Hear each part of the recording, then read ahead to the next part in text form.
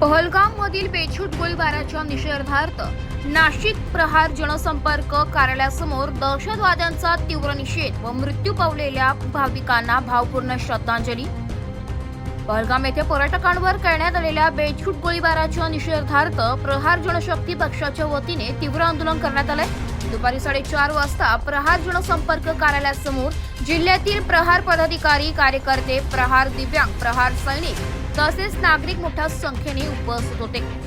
या आंदोलनाद्वारे निषेधाचा जोरदार आवाज उठवण्यात आला। प्रहार जिल्हाध्यक्ष अनिल भडांगे यांनी यावेळी प्रसार माध्यमांशी संवाद साधताना या हिंसक घटनेचा तीव्र निषेध केलाय आणि संबंधित घटनेची सखोल चौकशी करून दोषींवर कठोर कारवाई करण्यात यावी अशी मागणी केली आहे।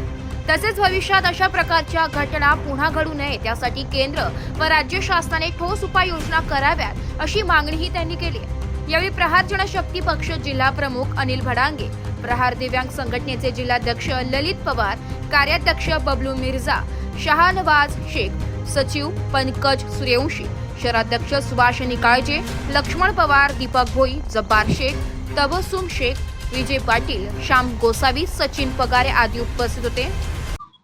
नमस्कार। खरं तर आज निदर्शने करण्याचं कारण असं आहे की 22 तारखेला जम्मू काश्मीर पहलगाम येथे जो अतिरेक्यांनी अमानुष हिंदूंवर हल्ला केलेला आहे, 28 हिंदू नागरिक त्यात मारले गेलेले आहे, त्याचा निषेध म्हणून आम्ही इथे प्रहार जनशक्ती पक्षाच्या संपर्क कार्यालयात निषेध व्यक्त करतो आहे।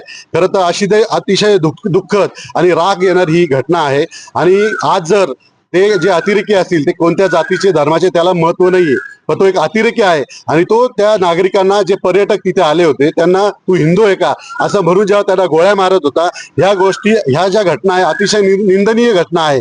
याच्यात जनक्षोभामध्ये राग व्यक्त होण्याची हा घटना आहे। मी तर खरं तर मोदी साहेबांना हे सांगेल की ह्या अतिरेक्यांना पहिले तुम्ही गोळ्या घालून मारलं पाहिजे। 24 तास काय, त्यांना 12 तास सुद्धा दिले नाही पाहिजे। मात्र आज 25 तारीख आहे, 3 दिवस झालेले आहे, अजूनही काही तिथे हालचाल दिसत नाही आहे।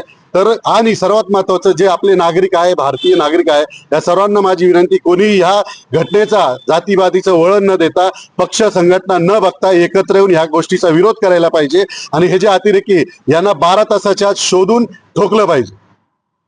पहलगाम येथे दिनांक 22 एप्रिल 2025 रोजी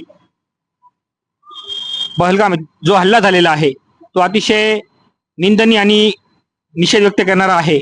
आम्हाला या घटनेचं अतिशय दुःख असून आम्ही त्या निष्पाप बळी पडलेल्या 28 नागरिकांना श्रद्धांजली अर्पण करण्यासाठी माननीय जिल्हाध्यक्ष ललित भाऊ पवार, प्रहार दिव्यांग संघटना नाशिक, तसेच अनिल भाऊ भडांगे, प्रहार जनशक्ती पक्ष जिल्हाध्यक्ष नाशिक यांच्या नेतृत्वाखाली निषेध सभा आयोजित केलेली आहे आणि या ठिकाणी मृत पावलेल्या सर्व निष्पाप हिंदू नागरिक भाविकांना आम्ही या ठिकाणी भावपूर्ण श्रद्धांजली अर्पण करतो आणि आम्ही या माध्यमातून एक सांगू इच्छितो, लवकर तपास करून या अशा अमानुषपणे गोळीबार करणाऱ्यांचा तात्काळ फाशी देण्यात यावी अशी आमची मागणी आहे।